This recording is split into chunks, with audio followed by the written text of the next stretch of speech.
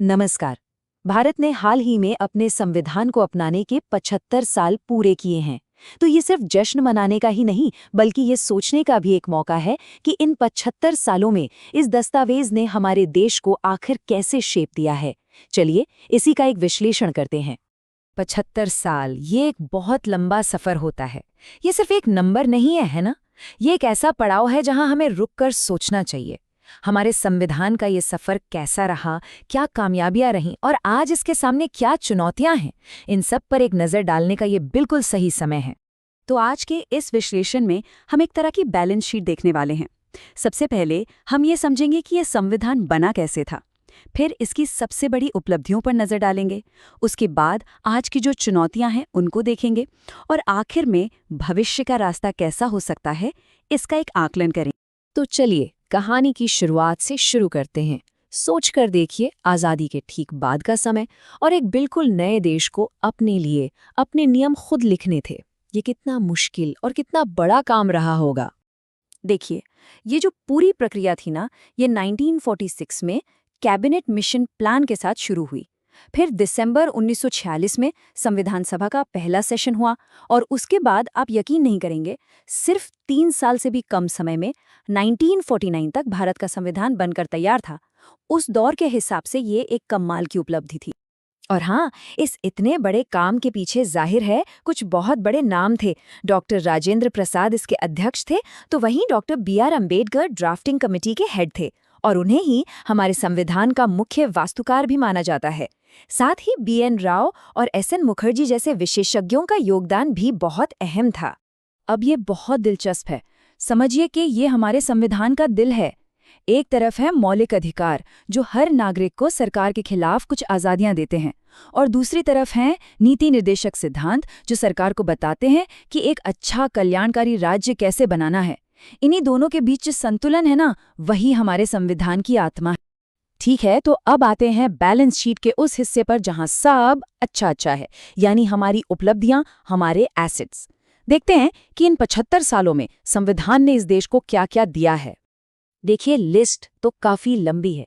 संविधान ने भारत को एक संप्रभु लोकतांत्रिक गणराज्य की पहचान दी, हर नागरिक को मौलिक अधिकार दिए, समाज में बदलाव लाने के लिए आरक्षण जैसी नीतियों का रास्ता खोला, आर्थिक सुधारों को मुमकिन बनाया और सबसे जरूरी सुप्रीम कोर्ट और इलेक्शन कमीशन जैसी आजाद संस्थाओं की नींव रखी। और सबसे कमाल की बात तो ये है कि संविधान ने खुद को बचाने का एक तरीका भी बना लिया। 1973 में एक बहुत ही ऐतिहासिक केस हुआ, केशवानंद भारती केस, जिससे मूल संरचना का सिद्धांत सामने आया। इसका सीधा सा मतलब यह है कि संसद संविधान को बदल तो सकती है, लेकिन इसकी मूल आत्मा, इसका जो बेसिक स्ट्रक्चर है, जैसे लोकतंत्र या धर्मनिरपेक्षता, उसे नहीं बदल सकती। हमारा संविधान सिर्फ एक कानून की किताब नहीं है, बल्कि ये समाज को बदलने का एक बहुत ताकतवर औजार भी साबित हुआ है।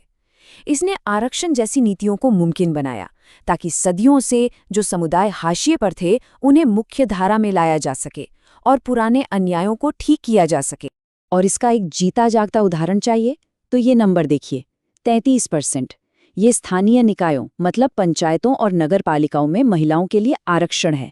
ये सीधे सीधे हमारे संवैधानिक प्रावधानों की ही देन है, जिसने जमीनी स्तर पर महिला सशक्तिकरण को एक नई ताकत दी है।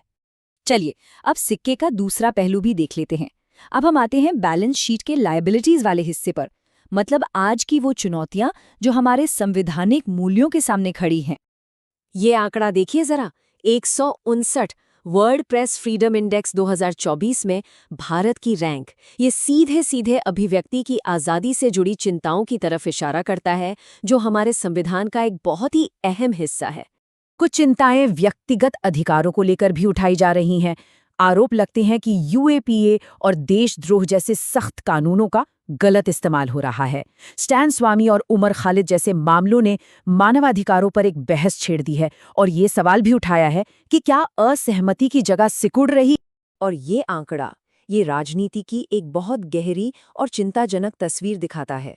2024 की लोकसभा में 46% से ज्यादा सांसदों ने अपने ऊपर आपराधिक मामले घोषित किए हैं। ये राजनीति के अपराधीकरण की एक बहुत ही गंभीर समस्या की ओर इशारा करता है। अब बात करते हैं न्याय के एक और स्तंभ की, हमारी जुडिशरी। और यहाँ भी दबाव साफ दिखता है। सोचिए, 4 करोड़ से ज्यादा केस पेंडिंग हैं। इसके अलावा प्रतिनिधित्व की भी एक चुनौती है। जजों में सिर्फ 10% महिलाएं हैं और दलितों और अल्पसंख्यकों का प्रतिनिधित्व भी लगभग इतना ही है। तो इन सब बातों को देखने के बाद 75 साल पर हमारी बैलेंस शीट आखिर दिखती कैसी है? चलिए एक नजर डालती हैं कि इन ताकतों और कमजोरियों के साथ आगे का रास्ता क्या हो सकता है। तो सार कुछ ऐसा है। एक तरफ हमारे पास एक मजबूत लोकतांत्रिक नींव, मौलिक अधिकारों की सुरक्षा, सामाजिक बदलाव लाने की क्षमता और स्वतंत्र संस्थाएं हैं। तो वहीं दूसरी तरफ कमजोर होती संसदीय बहस, व्यक्तिगत आजादी पर उठते सवाल, राजनीति का अपराधीकरण और एक भारी बोझ से दबी न्यायपालिका जैसी गंभीर चुनौतियां भी हैं। तो आखिर में सवाल यही बचता है, 75 साल के उतार चढ़ाव देखने के बाद क्या हमारे संविधान का जो बेसिक स्ट्रक्चर है, जो इसकी मूल आत्मा है, वो आने वाले 75 सालों के दबावों को झेल पाएगी? ये एक बहुत बड़ा सवाल है और इसका जवाब शायद भविष्य में ही मिलेगा, लेकिन इस पर सोचना हम सबके लिए जरूरी है।